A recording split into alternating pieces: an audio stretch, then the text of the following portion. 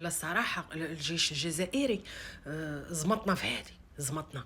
قال لك الصقعة مشاو وقفوا حدا الحدود، وهما الصراحة واعرين واعرين. قال لكم بقاو كينقزوا تما كيديروا الرولات كيدوروا بحال هكا، ومعاهم واعرين وكيهزوا الاثقال. عرفتي انا راه خفت شي نهار يدخلوا ويهزونا ويهربوا بينا، حيت كيهزوا عندهم واحد المرة راه كتهرس الحديد.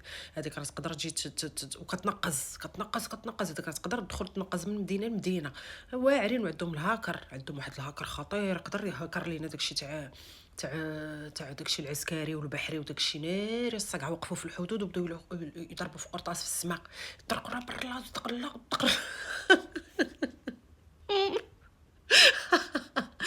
واقفين الله يستر، واقفين في الحدود ديالهم وبركي كيديروا عاد بوحدهم بالحرب، كيضربوا قال لك في القرطاس. هز حجره من هنا وحطها، هز الحجر وكيشوفوا زعما في الجيزه برك. كيهزوا حجره اخرى وكيحطوا، ما واقفين في الحدود ديالهم فهمتي.